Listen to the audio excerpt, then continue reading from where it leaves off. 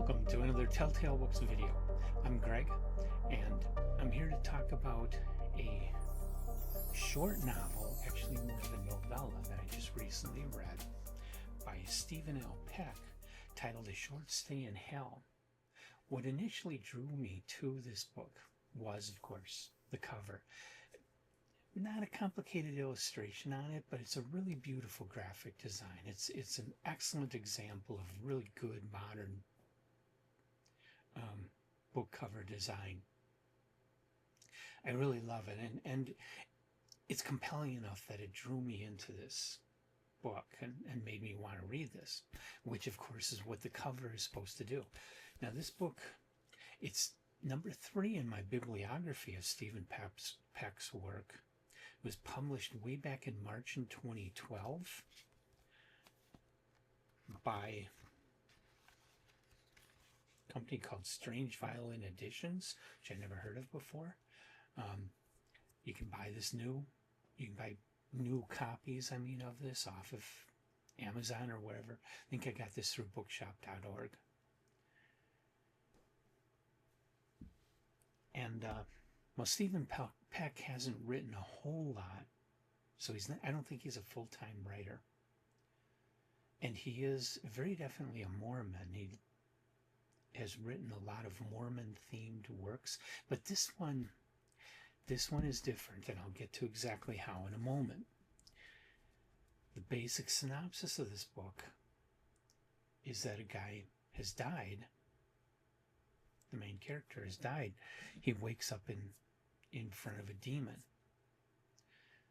And the demon is saying, and he's in a line of people, and the demon is assigning people to different areas of hell. And the character, which I didn't jot his name down, of course, main character is asking the demon about, first of all, why are people being assigned to different places? And second of all, why is he in hell? Because he was a good person or whatever.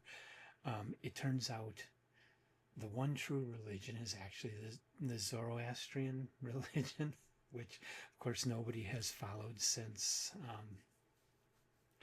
before the time of Christ in Iran. So pretty much everybody that's been born in the last something like 2,500 years is going to hell. Anyway, this guy ends up, and the book references the Library of Babel by Jorge Luis Borges. I hope I pronounced his name right. Borges, of course, is a very famous writer of fantastic fiction from the 20th century. His work is not genre fiction. It's not stuff that was published in Weird Tales. He was more of a literate writer and is very highly regarded in literary circles, as well as fantastic surrealism and horror circles. And he's a writer we got to get to reviewing some of his work one of these days. He's a great writer. His stuff is amazing and has had a huge influence on the actual genres since then. Anyway, referencing Borgia, A Short Stay in Hell's character finds himself in a library that isn't infinite, but nearly so. And he's told that somewhere in the stacks of this library, this enormous library, is a book giving his entire life history. If he can find that book and deposit it in a certain slot, he gets out of hell. But he has to go digging through, opening up books and looking at them. And most of the books are just total gibberish. Every once in a while, they stumble upon a book that has a single intelligible sentence in it.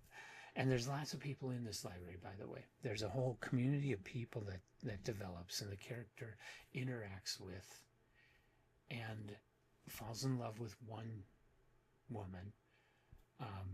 The society inside this section of hell, this library, has factions that develop certain ideologies. One of them decides they want to control everybody else and create havoc and murder people and stuff. And of course, when you get killed, you wake up the next day, because this is hell. You don't die. You can't die. You're already dead. So, murdering people in this, they just are out for a few hours and then they come back to life with complete memory of what happened to them. And so the story is all about his search and the search of other people for their life story through all these stacks, traveling up and down the levels and down and across the shelving, digging through, trying to find the books that'll get him out of there.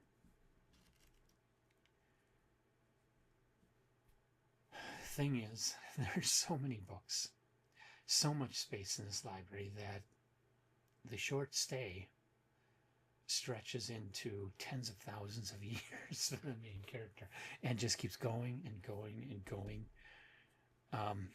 I can't do this book justice by giving you this description. This is an amazing book. This is a top tale. It's brilliantly told. I love what it's doing.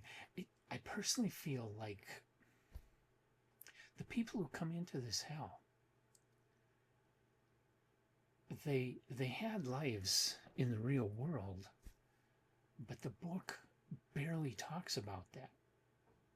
There's a little bit among the main characters about their previous life, but most of the book is their life in this library, and they do live whole lives, and they meet people, they have relationships, they break up with people that are political factions that develop and go away. There's various ideologies going on.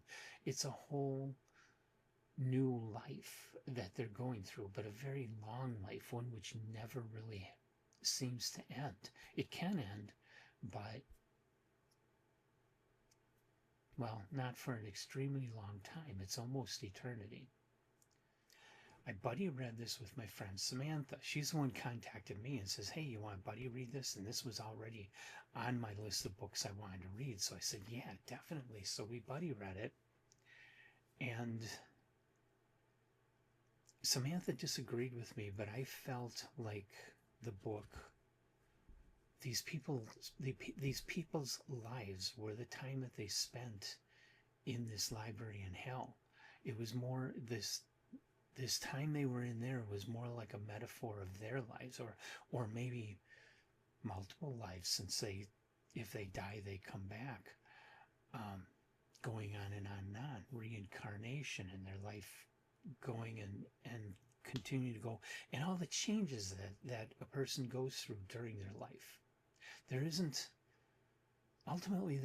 doesn't really seem to be a point to it, but they live and they go through these time spans and they change over time. The people they're with changes over time, just like real life. It seemed like, aside from the fact that it's more than just 70, 80 years, it seemed like a metaphor for real life to me. And not that I'm an expert, but I didn't pick up anything Mormon in this book. I don't think that just because the author is a Mormon, that this is a Mormon book or anything, or that you're going to be hit with Mormon ideologies. And it's certainly not trying to recruit people. You don't just kind of forget the whole Mormon thing. It's just a fact. It's just a useless fact. It has nothing to do with this book and nothing to do with how much I liked it. Because I'm not all that sold on religion myself. And so, you don't have to worry about this book preaching at you about Mormonism. That's not in here. It's just a really good story with really good, solid characters, too. Very well written, good characters. This is, I think this is a fantastical book that you could describe as part of the new weird, if there is any real definition of that category. I think this would fit it. It's not really science fiction. It is more fantasy, but it's not sword and sorcery fantasy or or quest fantasy. It's a different sort of fantasy. It's more of a surreal kind of thing, and you'll find some overtones of Dante in here, definitely. Awesome book, awesome book. I recommend it wholeheartedly. I think you should read this. A Short Stay in Hell by Stephen L. Peck. Top Tale. I really, really enjoyed it. So, have you read A Short Stay in Hell? Definitely leave your comments in the comment section of the video. And until then, I probably will look for more by Stephen L. Peck. I'm not going to do a complete deep dive, read everything I can find, but I do want to try and pick up some more of his books and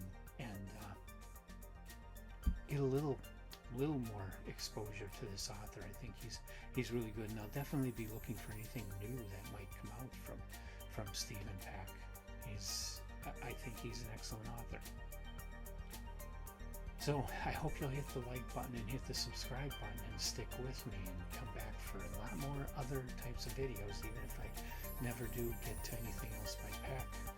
I'm doing a lot. We've got Tarzan of the Apes coming up with a special guest. I hope you'll join us for that and all the other videos we do here on Telltale